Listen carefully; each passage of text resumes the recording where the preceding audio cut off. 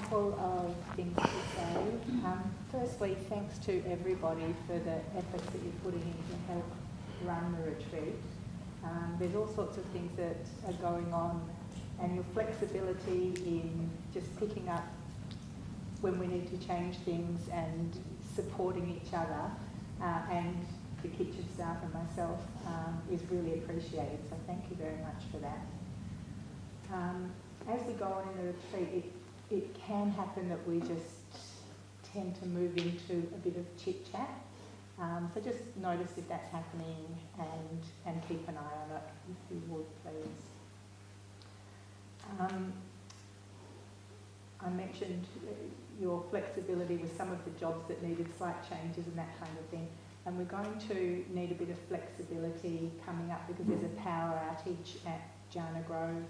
It's on Wednesday, but I wanted to let you know now because I'll put things on the notice board that impact us, but just so that you are aware that we're not entirely sure when the power will go off.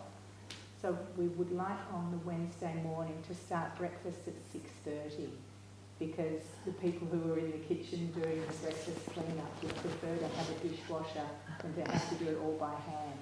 So there might be a couple of changes. Mostly you won't notice it, I don't think. But any changes that we need to do, I'll put some notices on the board related to that. And I just wanted to mention, and Ayya might talk about this a little bit more, I've put a couple of notices around relating to an opportunity that we have to support the work that's happening at Santi Monastery. We have been incredibly lucky to have Ayya here teaching us, coming all the way over. But back in Santi, they also need some support in some building that they're doing. It's an astounding project, building little pods for people to be able to come and stay there.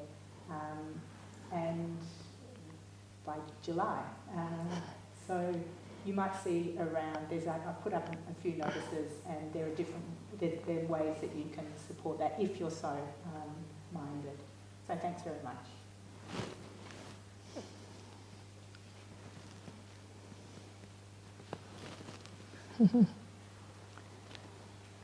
Okay, thank you.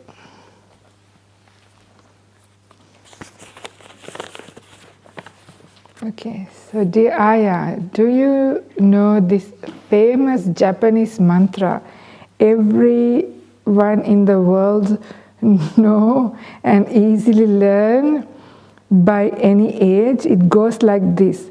Honda to ya to ta. No, I've never heard of this one. Sorry. I don't know.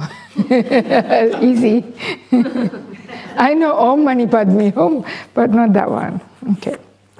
What if the final last thought we have is about physical pain, even if we die a natural death of old age? There will be even a little pain, a consciously we won't even think. Maybe then what happens? I don't know. Many things could happen with your relationship and to the pain. That is why it is good to train your mind already in anticipation of some pain. It may or may not happen, but how are you going to react to it is how you're going to react to it now. If you get angry, annoyed, upset, reject, all those things happen when pain comes. Well, that will come at the time of death as well, and that will not be that great. Because what kind of mind state would be that? So this is why, especially to train in metta meditation or breath meditation or the Buddhanussati, if you cultivate it quite a lot, your mind will know, well, this pain is nothing compared to where I'm going to go and what will happen to me.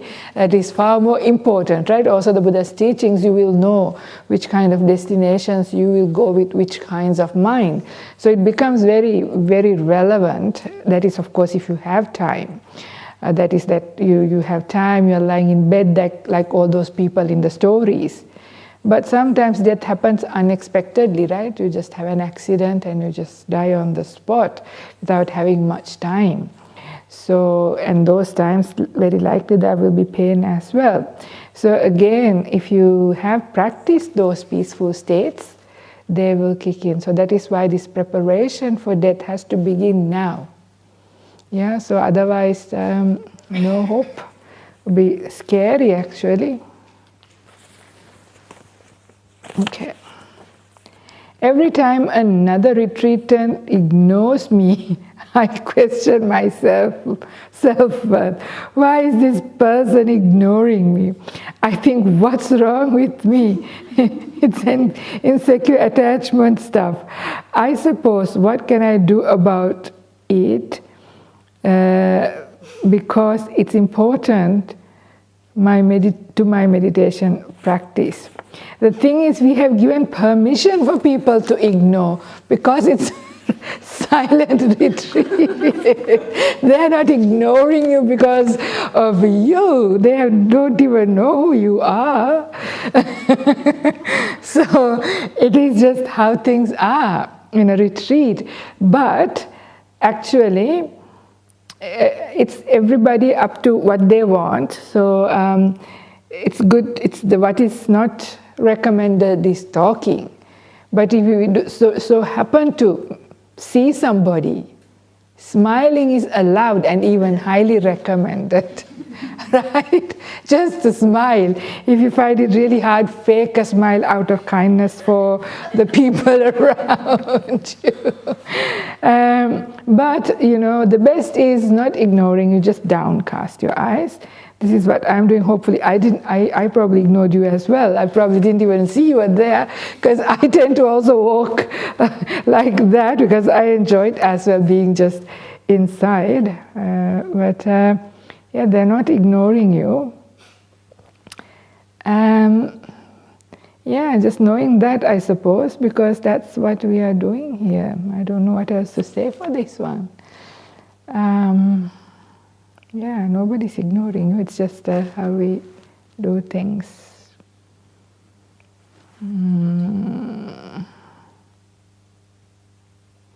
Well, don't look into people and expect people. If you want, people to support you, it's going to be endless suffering all your life. Not only in your retreat. Retreat, at least we have the excuse, okay, everybody's allowed to ignore each other because we're in noble silence. But outside, right, people still ignore us.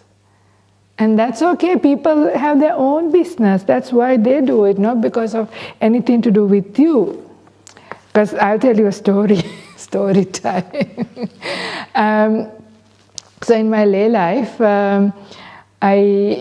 my neighbors, they went away to another city, and I was also, looking after their children. And then I decided I'll make some dinner for them. When they come back, they'll be really, really tired. So I had some dinner prepared. I used to be able to make Indian food, even though I'm Sri Lankan. So I made really nice Indian food, and I was very excited, waiting for them to eat and appreciate and say how wonderful. This is what happens, right? So with all of that, and they came back, and auntie ate it and appreciated, but uncle didn't. So I was very upset. I went to all this trouble, he wouldn't even bother eating. So I felt like, not appreciating, not all those kinds of things. Then I actually couldn't help it, but went and asked why he's not having dinner. And I was very upset already, he could tell. And he said, no, I'm not ignoring your food or anything like that.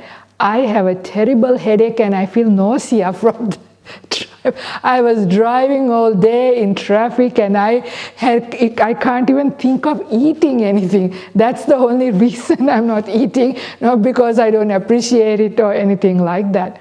And then only suddenly dawned on me, I'm only focusing on myself and what I have done and how other people should treat me, appreciate me, all of those things, all center of attraction, me, not the other person. Suddenly dawned on me that sometimes this happens because of the other people. Again, I remember I used to be very close to all of my professors at the university.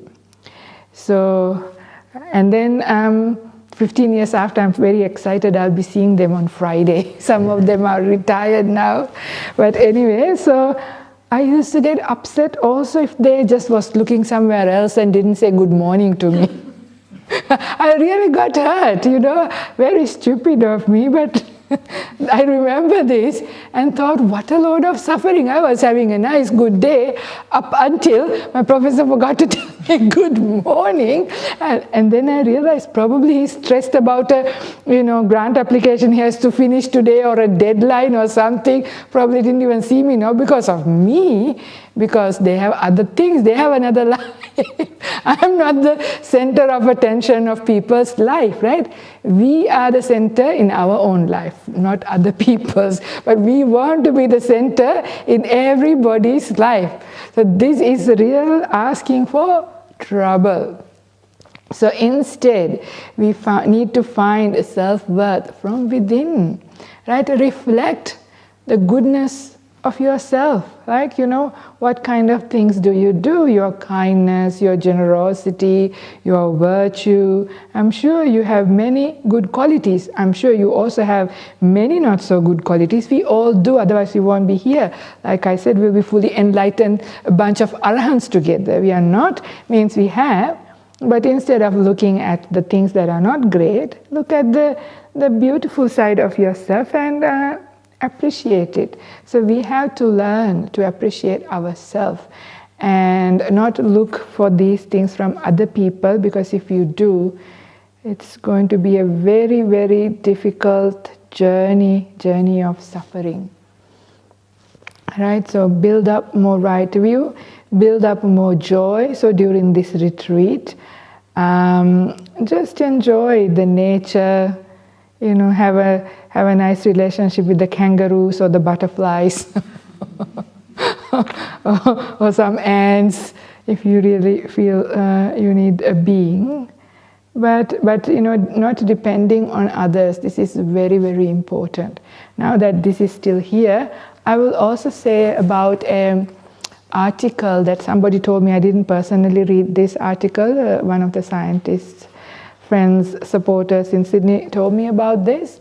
And he said that, there are people who are, this is actually Ajahn Brahmali who told me. This is a Harvard experiment where, the people who are happy and also successful are people who have also a good relationship with some person, like friend or a partner or a parent or a child or something. But not only that, they also have something else that is independent that gives them happiness. So their dopamine hits are not only with their loved ones or their people. Because for most of us, we depend for our dopamine hits from our people. And why social media is taking over is our people can't give it, right? So when we feel ignored, we go to social media and get addicted to the really not good dopamine hits. They are very dangerous ones. But if you have another source, a very wholesome way of building up joy in your life, because of your generosity, acts of service, doing something meaningful with your life. There are many things. And then when you have a lot of joy in that, then those people have also very good relationship, because they don't depend on their relationship for all of their happiness, all of their recognition, all of their self-worth. They don't look from other people. They find it from within. And this is very, very helpful. And then you become independent. This is such a great feeling, because when we depend on other people for our happiness, our self-worth, or all of these things, it's difficult because people are never going to give you what you want. Even if they do, we want something else. That's the other problem. So, yeah, try to change, if you can, slowly, slowly. So, dear Ayya, thank you for your wonderful teaching. Which one? I heard that you are raising funds for your Santi Forest Monastery as you are building new kutis. Can you tell us some more about this and how we can donate with metta? Okay. So you all don't know how lucky you are being in WA, where you have a monks monastery, a nuns monastery, a city center, and an amazing retreat center, right? So it is amazing, extremely rare in the world. In the East Coast, we don't have anything like that. We really don't have anything like that. Do you know how much people spend to go on a retreat? For 5 days, it's about $1,000, yeah, just for 5 days. Just the minimum cost, that's like a cheap retreat. Because the retreat centers are very expensive to hire. And even if it is expensive, can't even find one, because everything is always booked. So very rare to get even an opportunity to go on a retreat, and it's nothing like this anyway. And also, Bandanoon, our monastery, is in New South Wales, but we are exactly between Sydney and Canberra. So Australia's capital and commercial capital, right? Lots of population. And also from there, not so far from us, is also Wollongong, Nowra, some other big towns with also large Buddhist population. So we are quite centrally located. So people come, but they all have to travel quite far to come to support. But yet, you know, that's there. But now people have enough teaching. There's so much teaching available, right? YouTube's full of every teaching by every kind of person you can hear. So people are now up to here full with teachings. Now they're asking, where can we practice? So many people come and ask, do you have retreats at the monastery? And I feel bad to say we can't accommodate. We have 4 rooms and that's it. So we can't have a retreat for 4 people. So, and I feel really sorry, because I understand what's the point in knowing when you get inspired, at some point you want to start meditating, right? And it only happens really well, not with day retreats. We've been giving day retreats as a last resort since nothing else.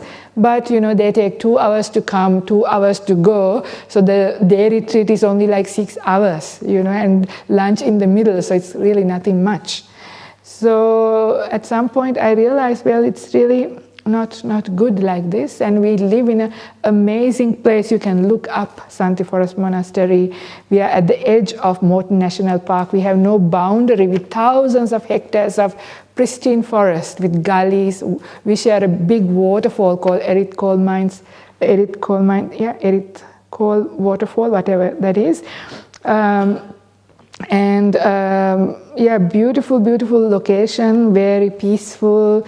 So it's such a conducive environment for people to be able to meditate, find some peace, even to just stay. You know, even didn't meditate if they just relaxed. You know, forest bathing, not like Namby-Pamby forest of WA, I'm sorry. It's a real wild forest, yeah? New South Wales rainforest, like there's so many levels, so many canopies, really wild forest, and very powerful seclusion there. So it's very nice for people to be able to make use of that. Of course, it's a nuns monastery. It's not a retreat center. It's always a nuns monastery. So I am not selling a retreat center and inviting hundreds of people to come. But at least if we have 5 more kutis, we also have a caravan. We have 10 people single occupancy, or if people are willing to share, maybe a little bit more from time to time. So that's better than nothing. So we can have a little bit more. And the other thing I feel is that the people who need a retreat the most are the people who can't also afford it, if it is $1,000 or quite a lot. So this can be just pretty much free, but I would say based on donation, because we'll have to pay for electricity and water and all those kinds of things. But that's nothing, a small donation would cover. Pretty much it's like free. So that was my inspiration. So it's not a big project, but it is an essential one. So any help towards that is a very incredibly meritorious, wholesome thing, allowing many, many people opportunity to meditate. And also, even in the Buddha's words, because it is also in a monastery, it is also for even visiting monastics when they come. So it is a lodging at a monastery. So of all the material dana you can give, or all the material gifts you can give, offering of a monastery or towards offering of a monastery is the highest. But higher than that is the offering of Dhamma. I must, while I'm saying this, also say this, because there is also a project going on with Sutta Central. So Bhante Sujato translated all the suttas, and Ajahn Brahmali translated the Vinaya Pitaka. So the entire collection is now available in really good English translations. So they are printing 500 copies of books to be given to the monasteries in Australia and New Zealand. This time it is for these two countries. Can anybody guess how many Buddhist temples of all traditions are there in Australia? Have a guess? 500. 500? Wow. Anybody else? 100. 100. Anybody else want to say something? No? 700. Wow. Yes. So there are 700 places. And the cost of a set, because it's been printed in Sri Lanka and it has a hand-woven cover and everything, set is about $300. And what's that, right? And you give $300 donation and you get to offer a whole set of the Tipitaka, not the Tipitaka, the Vinaya Pitaka and the Sutta Pitaka, to a monastery, or you can also buy for yourself or give it to somebody else who wants the entire, but it's the actual books, because of course this is all freely available online on Sutta Central. So this is for the libraries if they want a book of those same things. So if you want to find out and see how you can contribute to it, go to Sutta Central. Google Sutta Central and you will find out the information. So I did my best. So that's a higher course. Okay, I said that as well. You can do both if you're smart. All right, enough advertising. You're such a light and delight. You are such a light and delight. Great. Ayya Karunika, thank you so much. For the fear of death is not a problem. The fear of suffering is. Yes. When taking, for example, of mother losing and child, whether the suffering it would be, no words would be able to describe the degree of suffering. What should ease it? Not to overcome such fear. So am I to understand you're talking about not the physical pain, fear of suffering from physical pain at time of death, but the suffering of separation from your loved ones? That sounds like that, right? This question? Yeah. Fair enough. To storytelling time, okay? Today, entertainment, full of entertainment. Anyway, all my stories are coming out. Some of you have heard this, but I can't tell it enough. So when I was about 13 years of age, I went to a funeral with my father. It was his cousin who had passed away. So it was in another town, and it was a very sad funeral house. Everybody was crying, and I don't know, in Sri Lanka, people just ask the dead person to come back. Right? Please come, don't go, we can't live without you, as if the dead body will get up and come. But the people cry like that. And for them it's real. That's how strong the attachment is. So they're crying. It was very sad. So as I was driving back, my father said some things that are very interesting that I never thought like this before. So he said, for me, I lost my cousin. For my cousin's wife, he lost the husband. For the children, they lost the father. For his parents, they lost their son. But for him, who died, he was separated from all of them in one go, right? It's as if the separation from the wife, the children, the parents, the cousins, the relatives, the job, the dog, the house, the everything, right? Everything you love and care about, you're attached to, go in one go. Now, if somebody has the materialistic view, I'm not sure how you're going to think about it, because you don't exist anymore, you die. That would be even worse, isn't it? That's like you're suddenly gone, but then you're not there, I don't know. But according to the Buddha's teachings, it is not the materialistic view idea. We have rebirth, right? So very often there is an intermediate state where you still exist as a ghost, right? Because of your attachments and stuff. People don't even know they're dead for a while, right? This is very common in near-death experiences. They have a shock when they see their own dead body, and it takes a while for them to really accept the fact that they're dead. If they had a sudden death sometimes during the operation or in an accident, they don't even know. So they hang around because they're not ready to go yet, because they're attached to their family, their responsibilities, all of these things, they hang around. So they're there, and this ghost is there.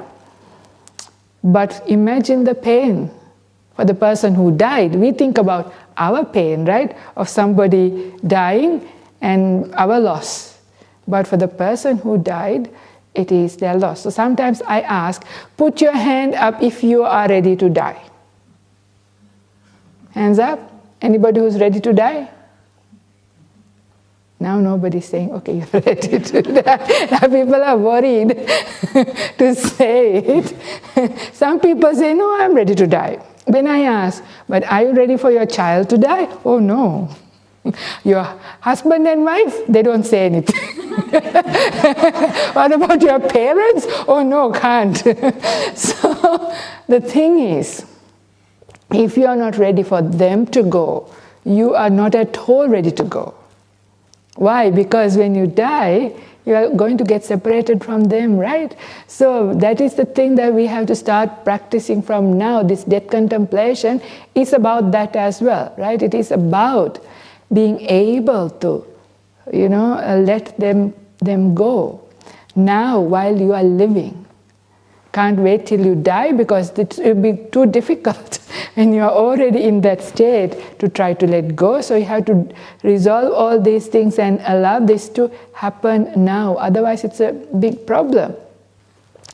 So, and that doesn't mean, and people ask, people think that when they let go that they become really cold people. And their family would think you're really cold, that you let me go. No, actually, if you let go, you care for people even more. So I will tell you, when you say that you love and you are attached to people, what you love and what you attach to is yourself.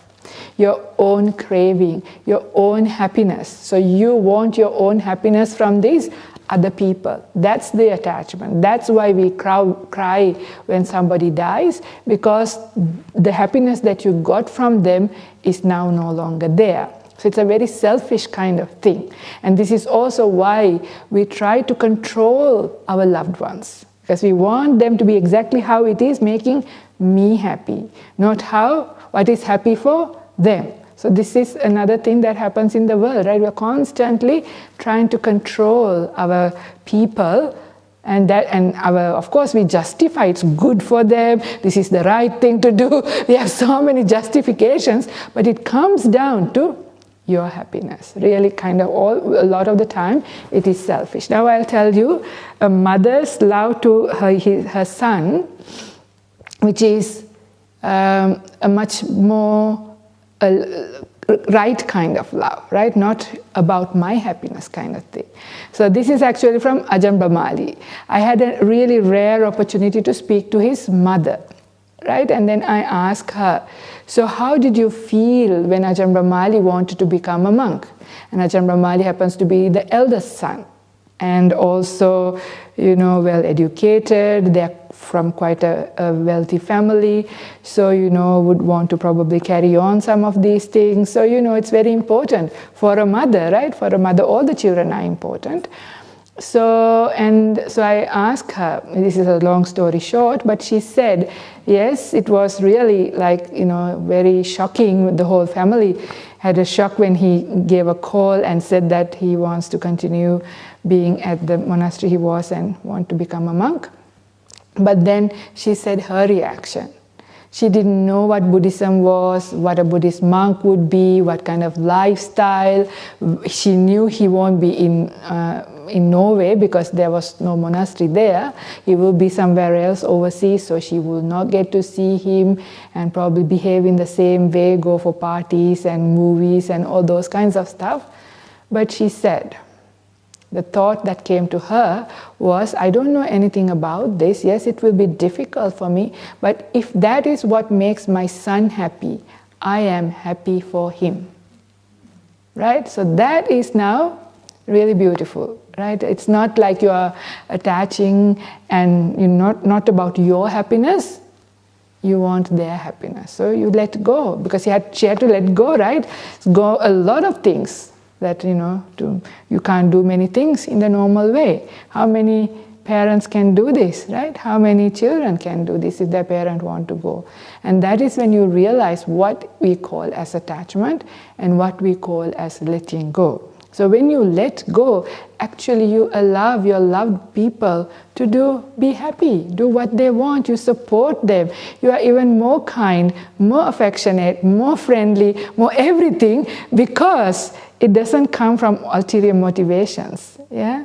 So it's kind of very beautiful way, and also your happiness is not dependent on them.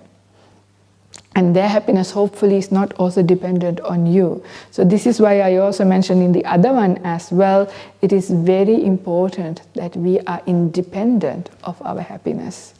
If we become independent of our own happiness, then we can let our people go and care for them. So you are even warmer, kinder, nicer, better person than the so-called attached, loving person, which is just attachment to yourself and your own selfishness. So the reason I said that, so we have to prepare like this. So the whole path of practice is about letting go of your attachments slowly. Easily said than done, I know. But as you develop your spiritual path, as you start to well up with joy from within, not wait for the rain to fill up your thing from outside, and that little rain gets dried up very quickly and you're forever waiting for rain. That is the happiness coming from outside. Instead, you well up from within, finding happiness from within. So generosity brings happiness. Generosity is not just giving dana, but your kindness, your giving your time, all of those things. And then your virtue brings even higher forms of happiness and fulfillment. And then, of course, meditation, the joys of meditation. That's what makes you even more stable in your happiness. You become very, very independent, but a lovely person to be with to other people. But you are also ready to die, in the same time. It's no problem, then there is no fear for you. And you need to also train other people if you can. Of course, we can't. Everybody is different, but at least from your side, you're ready. That's all we can do at the end of the day. But this is important. So after having said that, my father also said that I was very, very attached to my father. He was attached to me as well. So and he said, one day I will die. But if I see you crying, it will be very painful for me. He said, being dead, it will be already painful enough to be separated from you. And if you are also asking me to come back and all that, I would want to come back, but dead people can't come back. So will you promise me that you won't cry, right? When you put it like that, can you not promise? You have to promise, right? Because you know your crying is of no use to anybody. It's not going to bring the person back. At the very least, it's going to make their life difficult. So this is also really important to remember when loved ones die, hanging on to them, attaching to them, telling them to be there and thinking about them with lots of cravings and desires is trapping them. That you trap them in a ghost realm, and it's really unpleasant state to be. The joke is it's worse than a Zoom relationship. Right? Because at least in Zoom you can see the other person, you can hear the other person. Can you see or hear the ghost? No, but the ghost can see you and hear you, but can't do anything. Right? It's a really sad situation. They're trapped. And they're trapped for a long time sometimes. Yeah? When people from near-death experience talk about, they say, oh, I saw my mother still waiting for me, or my father, my wife, or my husband, or my child. So because they can't let go, and this is a terrible thing to do, especially if you love them, please let them go. Learn to let people go if you especially love them. So for me, I realized, I don't want my father to suffer because I love him. I know it will be difficult, but I had to promise. You know how long did I have? 7 days. My father died in 7 days. Yeah, I was only 13 and in 7 days. So I have to say that I did not go into repression, because some people came up to me and asked, did you go into repression when you didn't cry? No, I had understanding, because he explained to me the pointlessness of crying. And also I didn't want to make him sad. So of course tears would roll down, but that's different from really crying and asking and really indulging. It is an indulgence in crying. I didn't do that. So, but how did you do that? How do you do that? Because this is important for each one of us, right? Somebody we love will die sooner or later. So, at that time, it was hard for me to keep my mind in the center. It will always go, I want to be with him, I can't let him go. Those thoughts come because that's your, wanting. And I'm not even a, Buddhist practitioner, nothing. I'm only 13, right? Only young girl. So then maybe by desperation, or I don't know what, I started to think the good qualities of my father. Right? So I just started to think about his generosity, his kindness. When I started thinking like that, in place of being sad, joy started to come up in my mind. Then I realized, even in such a difficult situation, even for a child of 13, you have control over your emotions, not with willpower, but with wisdom power. Because this was wise, right? Wise way of reflecting.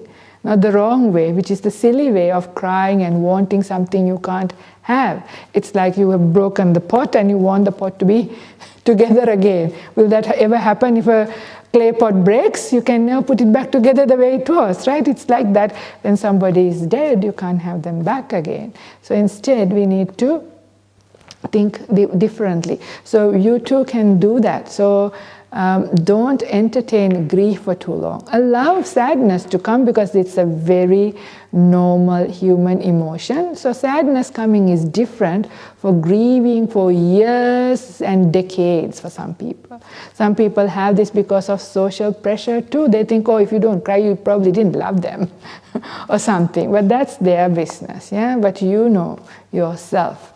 So preparation for that is really important. And these are parts of your death and the other people's death. Death contemplation is about both of those things. So today's whole day about death, so all aspects of death, but this is really important. So what to do and what not to do around death.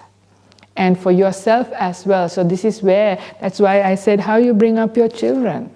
Yeah, make them independent, make things transparent, so you don't feel so responsible. Oh, I forgot to give all the passwords. Ghost is now waiting and trying to tell the passwords. I mean, a terrible thing, right?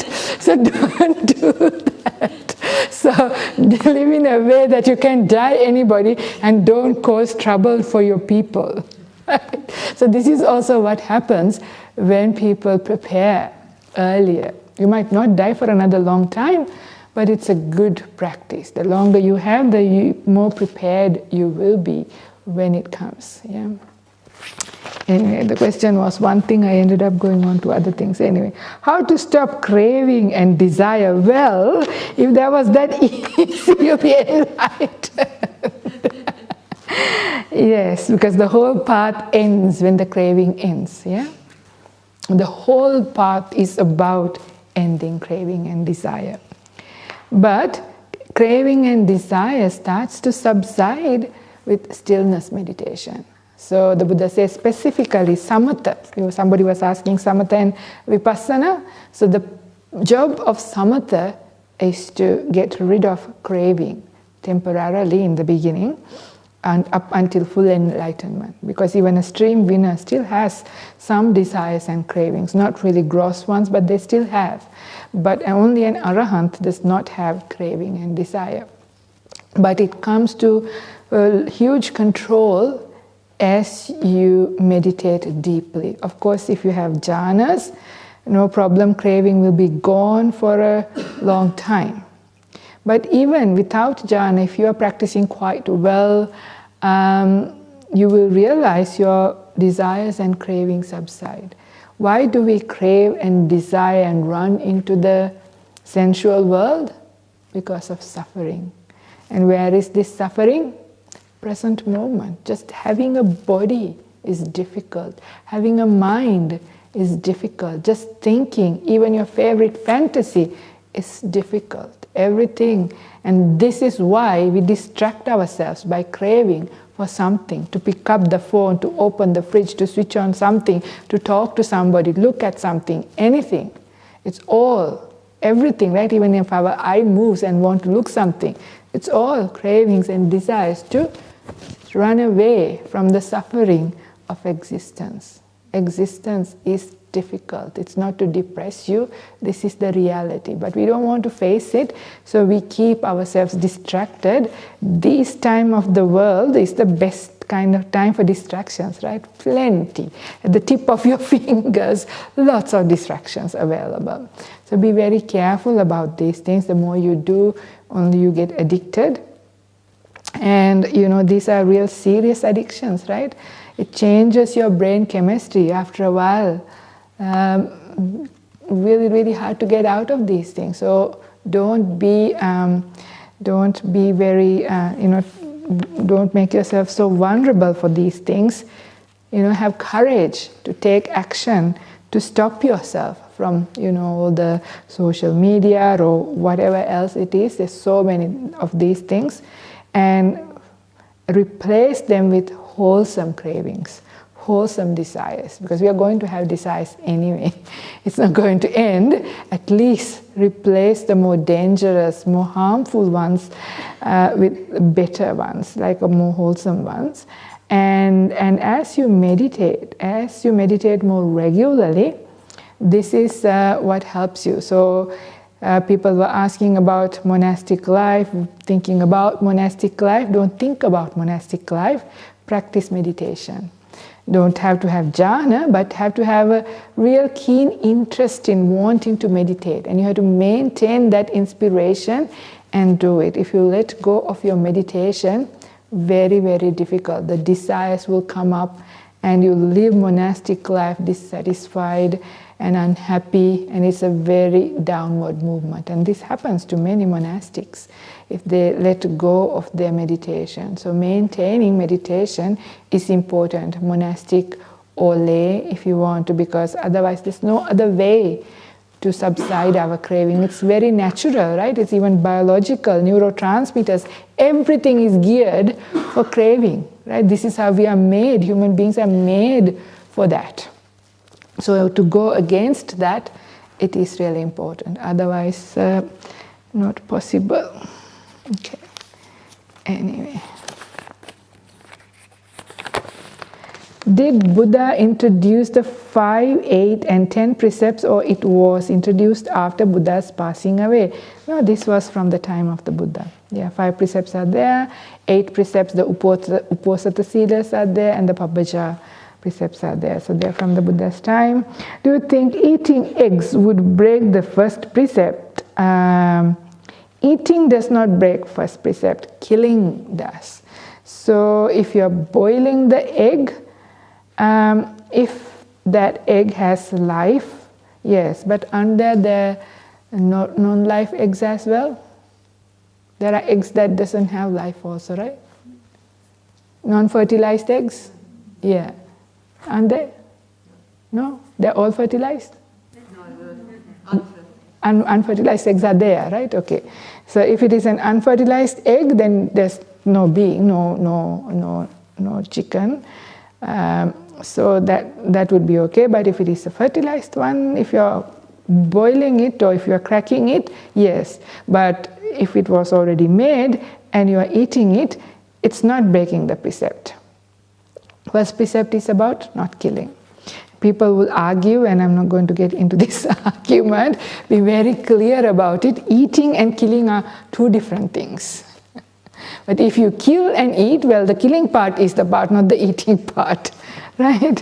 So have clarity about this. I'm not encouraging you to kill and eat, but I'm making it clear what is said. Are suttas, what exactly Buddha is saying without any changes over time? Well, thank you for asking this question. Yes, what has happened, so at the time of the Buddha, all the teachings went through oral tradition. Writing and things are very, very rare. So they were memorized and chanted for a few hundred years.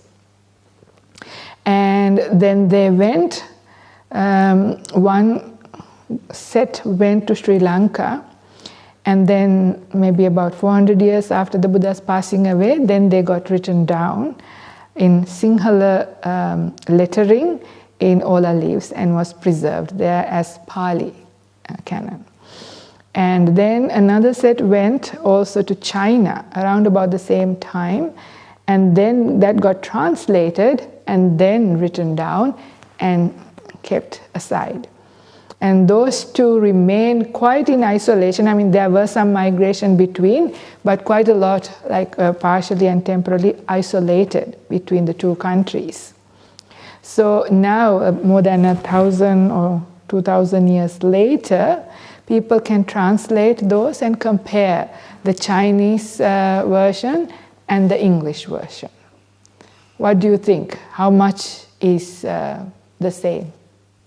This was done, this has been done, and there's a book by Ajahn Brahmali and Bhante Sujatha called Authenticity of the Teachings or something like that, and about 90% are exactly, which is great, right?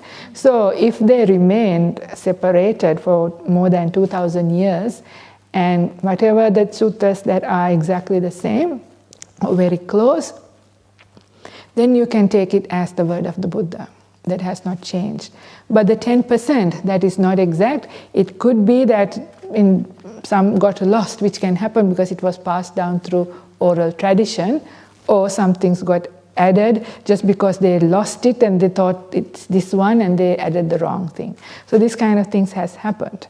So to have awareness about this is important, but we are now at a good time where text critical studies have been done, and Bhikkhu Analayo has done quite a lot of work. You can find comparative studies of the suttas.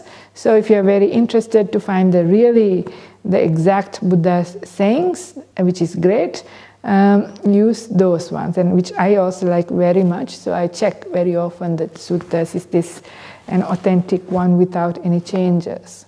But very many suttas in the main books are pretty good, but there could be little parts that are added which you can find out anyway. Yeah, changes would have happened over time, but you can pick them up because the meter changes. There are so many ways of finding out. Some Abhidhamma texts have gone into suttas, but very easy to pick because there are specific methods and tools to do that, And people have very kindly done that, so we can benefit from that. When you think of the 5 khandhas, Rupa, Vedana, Sanya, Sankhara, Vijnana, is Rupa the outside object, example tree, flower, or the Rupa that is created in our mind? Oh, I get your point. So is it the mind creating it because you see something and then you say that this is a basket or that's a clock? So is it that or what I perceive it as? Actually it's that. And also this body, that's the most important part of the Rupa. It's the body itself. So it's both. So Rupa is also just the actual body and also the external things as well. But the thing that we create, that's perception. Yeah? Is that clear? Or did people get confused about it? No? Is enough? No response from anybody. Yeah, so outside object as well as the body, but not your idea. It is the moment it goes to the mind, it is perception. Yeah, because it's what you're perceiving. So don't complicate things. Keep it simple. Okay, dear Ven, what does Ujjupatipanno means? Does practice directly mean practice exactly what have been told? Okay, Supatipanno, Ujjupatipanno, Nyayapatipanno. So attend to the straight path, to right view, Ujjupatipanno. Supatipanno is more to do with all that your virtues and everything. Ujjupatipanno is attend to the Ujjuka Ditti, or like the right view, and Nyayapatipanno is the dependent origination. Yeah, so Ujjupatipanno is attend to view, because that's an Aryan. Even a Sotapanna has attend to right view. Yeah, that's what it is. As far as I remember, we can check again.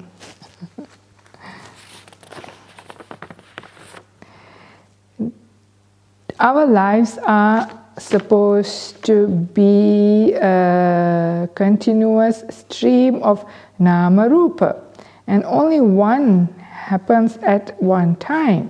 I do not understand how any one nama rupa occurs at a single time, as there are many bodily functions that occur simultaneously: heart beating, breathing, digestion. How does this occur? How to apply nama rupa to these phenomena? It's a very big subject. I'm not sure whether many people here are ready to hear this. What is it? Nama rupa dependent origination, right? So I had to go through the whole dependent origination in great length to be able to express this. We'll be here all night. Let me see how we go with other things and see whether I can give a shorter way of explaining that. As Buddha said once, only a very small percentage of people will go to the highest realms. Only the amount of soil in the tip of his fingernails versus all the soil in the world. Doesn't this mean that most of us will go in the lower realm after we pass? Well, depends on how you deal with yourself. Yes, it's kind of interesting. This simile is there in the Samyutta Nikaya and says Sugati. So Sugati is the higher realms. So it is there, but I have heard Ajahn Brahmali saying that not to take it in the same way, but I'm not sure about it. But yes, it is like that. And it is true, if you look into the world, 8 billion people, how many have right view? How many here have right view?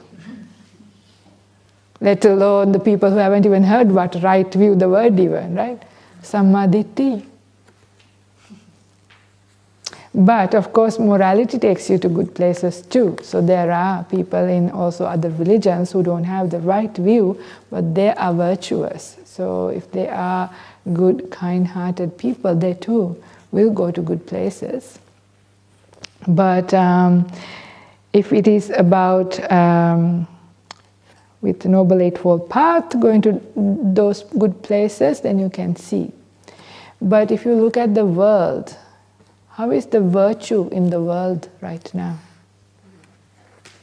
Even at the time of the Buddha also. So we take it lightly, we like to think that we'll have another human birth. We can't be so sure. May or may not, right? It is difficult, but this saying is there, so I can't really say beyond what the Buddha said, so I don't know what else to say about it. Important lesson is try to be in that fingernail soil, the ones going to the Sugati, rather than missing out on that. Anyway, our world is supposed to be on delusion, as what we see, hear, smell, etc. is not the real world. Example, there is only Maha Bhuta Rupa, Patavi, Apo, Tejo. Okay, so there are the 4 great elements which are not seen and just energy, but misinterpreted by our minds as a person, chair, tree, etc. Through Jhana, can you really see what this world is really like? If so, would be very exciting to know. Nice try. Well, you know what? You got to see it yourself. No matter how another person explains it, you're not going to know. It's like, if I tell you about some kind of very weird, rare fruit that we have, maybe, some place, and you have never eaten it. I'll try to describe it and describe it and describe it. Are you going to really know what it's like? You have to eat it one day, right? Yourself to know what it's really like. So it's kind of like that if you do that, but it's not even that. There are a lot of misunderstandings here as well. But I really don't feel like getting into it. If I combine, then I have to combine those 2 things together to give a good, because this has a lot of already taken on board some misconceptions as well. But let me leave it to one side for now and see what we can do. They'll take a long time to give a satisfying answer.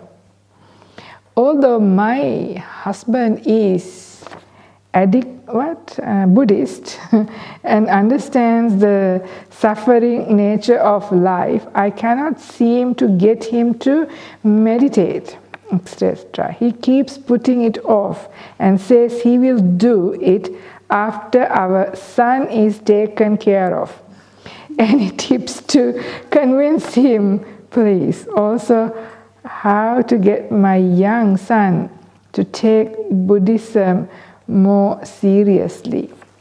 So, we are all the owners of our own karma. It's very kind of us to try to help our loved ones, but they are also on their own path.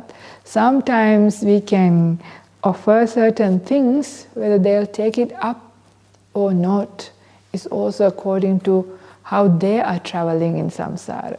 So you can always be a good friend, being, saying, but best is by example. So if you are practicing the Buddhist teaching and being a kind, peaceful, wise person, that will encourage the others to also do this. But forcing and telling, especially husbands don't like the wife to say, they will always say no, and the opposite is true as well. So get somebody else to say it. Try. I don't know. Yeah, it's very hard. I mean, even Ajahn Brahm, this amazing teacher for all of us. I'm not sure whether his mother was. His mother considered herself to be Buddhist. And even Ajahn Brahmali says, it took his father like 12 or 13 years. And finally, after 12 or 13 years, when he went back home, he went back every year. But after about that time, his father once told him, I used to be your teacher. Now you are my teacher. It was a very happy moment for him. Yeah, because that is when his father started to, listen to the Buddhist teachings. He said he never imposed on the family. He just lived, being a monk and being kind and practicing. But now I think his sister passed away, but his brother and his mother listens to his talk. They attend some of the retreats there. So it's a joy when that happens, but you can't do it by telling them to do. You can't. You just do your thing, and if they find inspiration, they will do. I mean, you can talk about it, they invite them to go for Dhamma talks, but don't force people. Yeah, they have to find their own.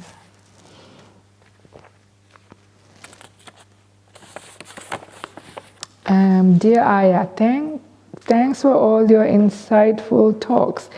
Is karma derived from Hinduism or Theravada? Well, a lot of these words existed before the Buddha's time, but the way Buddha explained things is when it is different. The way karma was understood in Jainism and some other religions at the same time, they thought, karma is to be exhausted by giving physical pain, for example. They knew about something about karma, but they didn't really understand how to deal with it. But the Buddha's teachings on karma is, we could do a whole retreat to understand. So lots of these things, the words are there, but their meaning, even jhana, are there in the Brahmanical teachings as well. Sometimes it's really interesting to read the Upanishads, and all these words, and even some similes are there, but the way the Buddha describes, it's different. Yeah, so the words are there, so we have to be very careful. Some of the very traditional Buddhists are Hindus actually, because their understanding of karma is just like the Hindu understanding, because these things have got mixed over time. And so we have wrong understandings as well. So we have to be careful. That's why we have to go back to the suttas and learn how the Buddha explained these things. So the terms exist, but how the Buddha explained them or defined them is different. Pratisandhi citta and chuti citta coming from Abhidharma, yes. If so, then they are not Buddha's words. Yes, I told you, right, in the talk already. Does that mean there's nothing called chuti and patisandhi chittas? It's not given exactly because I was explaining. It's not a thought moment. The death is a process. It's not a moment that you're here and next moment you're completely gone. You feel somebody's last breath going, you feel like they are now close their eyes, and there comes a point the heart stops and the brain stops. But it is not only just the death of the body. It is much more than that. The death of the mind or the passing away of all of these things is not just one. So that's why that is not to be understood in that way. But it's the inclination, it's the process. So that's why the Buddha didn't explain it in that way. Okay. Dear Ayya, from a spiritual or karmic perspective, is it better to have kid or not have kid? As in this world, some have many children while others unable to have any. Are parents and children connected throughout past bonds? Well, often they are, there are. Our children are our karmic inheritance, actually. So there is a karmic connection. Whether you get children or not also could be related to those kinds of things. From a spiritual karmic perspective, is it better to have kids or not have kids? Well, it's neither. It's you won't say it's better or it's worse. It's up to you if you want or if you don't want. Because, and also it's how. But the thing I want to say, it might be so late for many of you are past your having children age. There are some who are young. It's a very courageous thing to get married, first of all. Because you don't know who you're getting married to. You think you do, and then suddenly you realize, oh no, who did I get married to?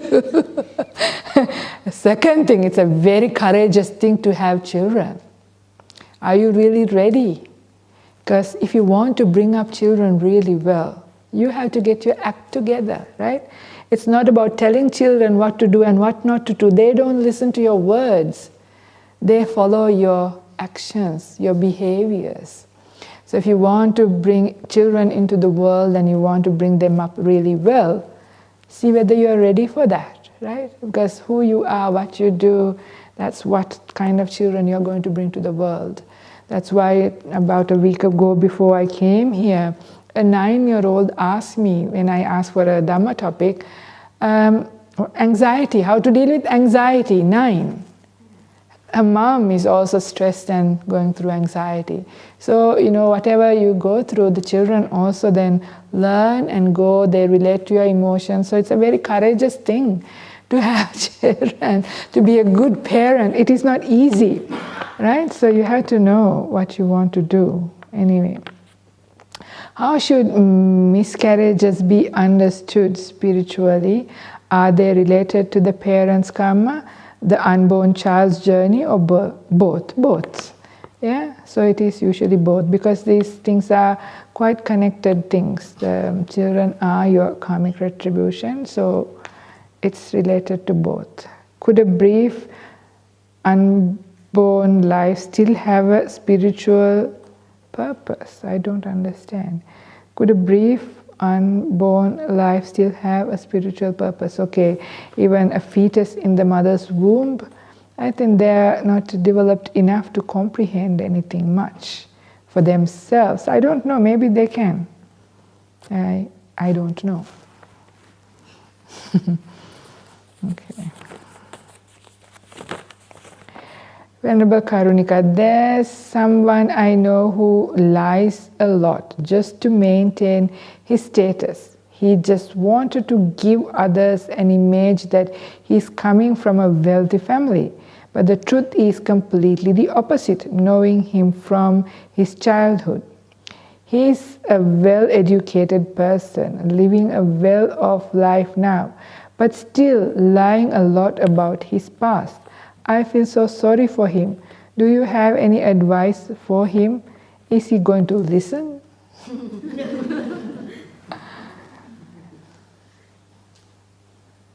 Yeah, I don't know. Well, it's not so hard to understand the problem of lying, because you have to constantly keep lying, right? So it must be a very stressful life.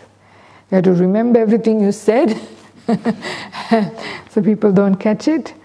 So I think just, best is to leave it to one side. I don't know what to say, because, it's not a very hard thing to understand the problem of lying.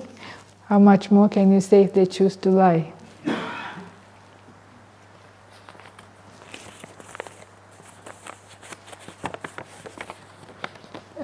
Do you think that psychologists should be more careful when recommending meditation?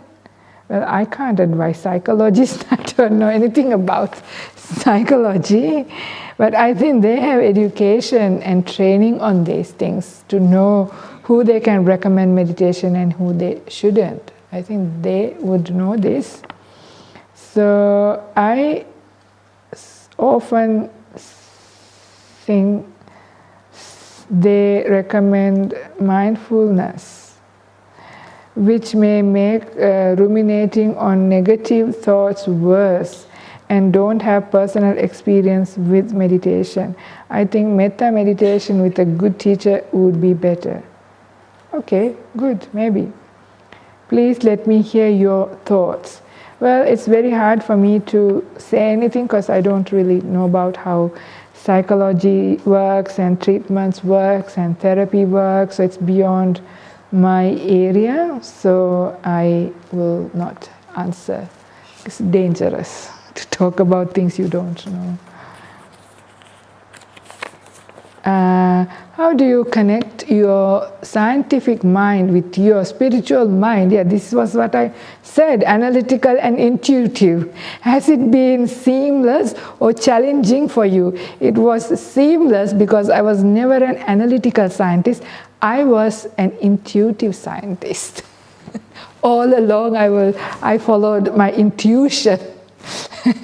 Which is why I got things done pretty quickly. So you follow your nose and you know exactly where to find the answers. And that was easy. So I can't really say much about it. It wasn't challenging at all. I am just the way I am then and now. Dear Ayya, can I use chanting to calm down the mind before meditation? Absolutely.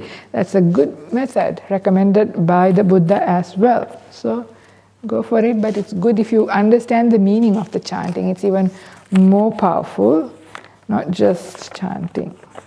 Is it okay to enjoy life as a layperson as long as we don't hurt ourselves, others, and keep the 5 precepts? It's just that after listening to some things in the talks, I feel like we really shouldn't enjoy anything in life. I thought even Buddha said to lay people, it's okay for enjoy life as long as we follow the middle path. Is my understanding correct? Thank you. Well, it depends. What is your goal? What do you want? Do you want to end suffering completely and enter Nibbana? Or do you want to have a jolly good time in samsara, which does not exist, it's a delusion. So this is what you're asking, right? Is it think? This is what it feels like. I'm not telling you to get depressed, but when you start the spiritual journey, when you start to enjoy, the whole spiritual path is about happiness. It's not about suffering, but not sensual. Sensual suffering is like poo. The Buddha said this, right? He said, this suffering is like pee, I think he said. Yeah, it is like that when you, but we wouldn't know it until we have the joys of meditation come up, the piti, the pasadi, the sukha, yeah? The whole path, the meditative journey, all the way is higher and higher and higher forms of happiness and joy. So we are missing out if you're not on the path, not that the opposite way. Sensual world is a very gross form. So we are taking the lesser form of suffering as pleasure, and the other side is suffering. So it's hard to believe because you think, chocolate cake is nice, yummy, or the music is nice, or this is beautiful, or this is enjoyable. Yes, there is gratification in these things. But compared to the real joys that the mind can have, they are not. So up to you what you want to do. If you want to enjoy that, or if you want to go to the heavenly realms and enjoy heavenly happiness, well, you got to have a beautiful mind, right? So if you have a beautiful mind, that's the thing. It's not about all the luxurious things, the expensive restaurants, or anything like that. All your enjoyment starts from how your mind is. The more pure, the more beautiful your mind is, your enjoyment gets better. So I don't know what to say, you decide what what you want to do. So yeah, if you want to just live a good lay life, that's okay if that's what you want. No problem with that. Dear Ayya, I am so grateful to be here and thank you for your wonderful teachings. Thank you. During the day, I take moments to remind myself I'm still breathing, but my death can come at any time. So I'm so grateful to be still alive and still breathing. Great. Is this being grateful only, or do I need to be specific? According to the Buddha's teaching, life is uncertain, death is certain. No, it's okay. I mean, it's the same idea. So that's all right to have that gratitude as a way of doing that. That's slightly different because it's about being grateful, but you're still reminding about the onset of death. So you're grateful, but then just don't be grateful only, but also be diligent. Yeah. So by doing this, already diligent. But yeah, I think there's no problem. But yeah, but you know what the Buddha's teaching about death contemplation is. Life is uncertain. Death is certain. May you attain Nibbana. Thank you very much. May your wish come true.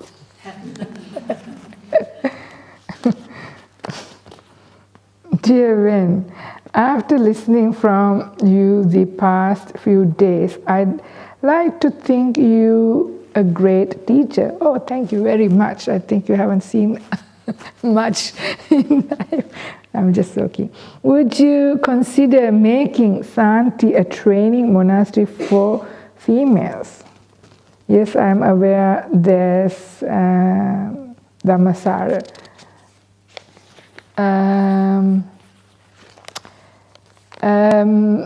We are discussing this, not certain yet.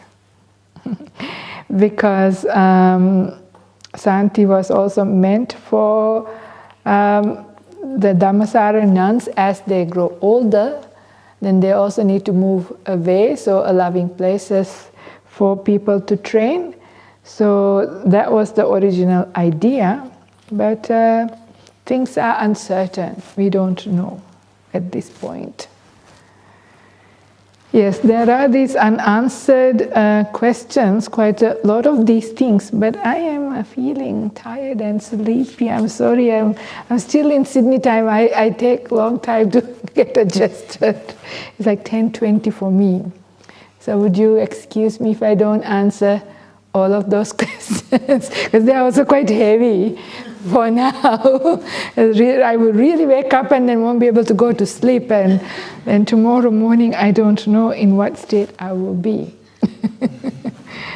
Anyway, it's already gone past time. So it's also nice now that we are coming close to the end tomorrow and day. So it's middle of the retreat. So this is the nice time now, right? You've been inspired with the teachings.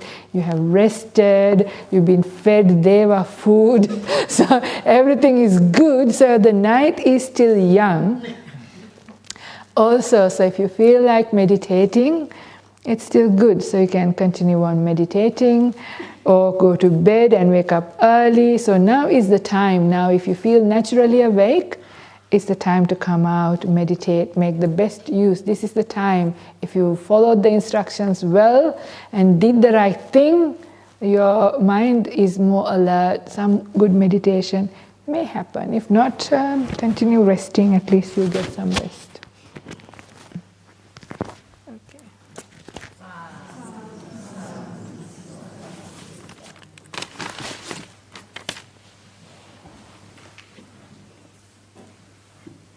Araham Samma Sambuddho Bhagava Buddham Bhagavantam Abhivade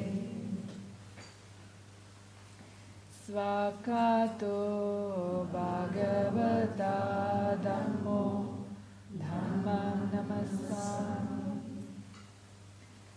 Patipanno Bhagavato Savaka Sangho